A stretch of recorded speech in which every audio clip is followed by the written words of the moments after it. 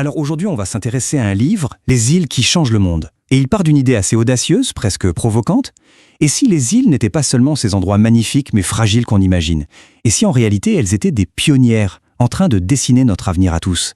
L'idée, c'est que ces territoires, par pure nécessité, sont déjà en train d'inventer le monde de demain.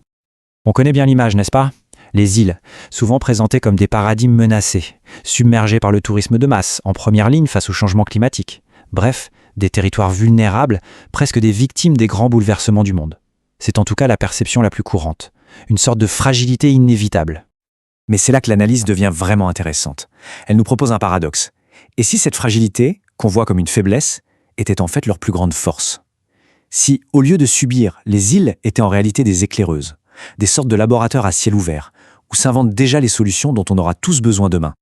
Alors, comment ça s'explique? Le cœur de la thèse, c'est le concept de contrainte créative. L'idée, c'est que l'insularité, loin d'être un handicap, est en fait une véritable école. Une école de choix, d'arbitrage. Les limites permanentes forcent les îles à innover. Pas par luxe, pas par ambition, mais par pure et simple nécessité. Et ces contraintes, quelles sont-elles? Eh bien, ce sont les ingrédients mêmes de leur ingéniosité. L'eau est limitée, l'énergie est très chère, les sols sont souvent fragiles, et l'isolement géographique, bien sûr, complique tout. En fait, ces éléments ne sont pas vus comme des faiblesses, mais comme les moteurs de la créativité. Et de ces contraintes naît un concept vraiment central, la sobriété intelligente. Attention, ce n'est pas une idéologie, c'est une approche incroyablement pragmatique. C'est l'art d'inventer des solutions qui naissent de la rareté, pas de l'abondance. L'art de faire mieux avec moins, parce qu'on n'a tout simplement pas le choix. Maintenant, ce qui est fascinant, c'est de voir comment cette ingéniosité, qui existe depuis toujours, est en train d'être amplifiée. La technologie, et notamment l'intelligence artificielle, ne vient pas remplacer ce qui existait. Elle vient se greffer à cette intelligence locale pour créer ce qu'on pourrait appeler une intelligence augmentée. Et là, on assiste à un partenariat assez incroyable. D'un côté, on a le savoir traditionnel, cette connaissance très fine, très intuitive de l'environnement transmise à travers les générations. Et de l'autre, on a l'intelligence artificielle, un outil qui mesure tout, en continu, et qui peut détecter des schémas, des corrélations totalement invisibles à l'œil nu. L'un ne remplace pas l'autre, non. Les deux s'allient, et c'est ça qui est puissant. D'ailleurs, il y a cette citation d'un technicien sur l'île d'El Hierro qui résume ça parfaitement. Il dit « Ce n'est pas la machine qui décide, elle nous aide à ressentir plus loin que nos yeux.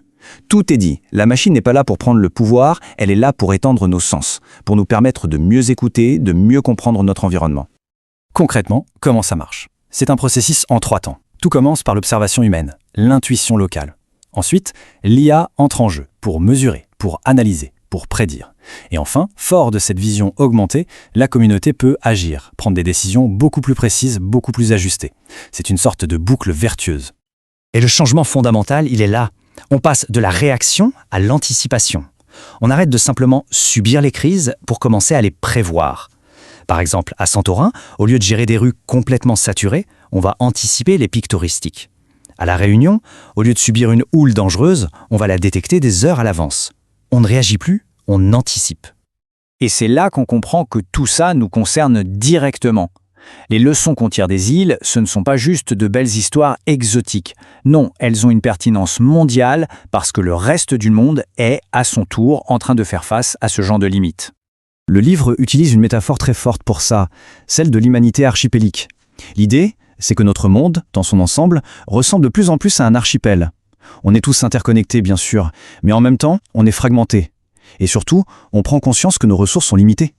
Finalement, les défis des îles d'aujourd'hui sont un avant-goût des défis du monde de demain. Du coup, la conclusion s'impose d'elle-même. Les solutions, les innovations qui ont été développées par nécessité dans ces laboratoires discrets que sont les îles, eh bien ce ne sont plus des solutions de niche. Elles sont en train de devenir des modèles, des plans d'action essentiels pour l'avenir durable qu'on doit tous construire. Cette analyse se termine donc sur une question qui nous est directement adressée.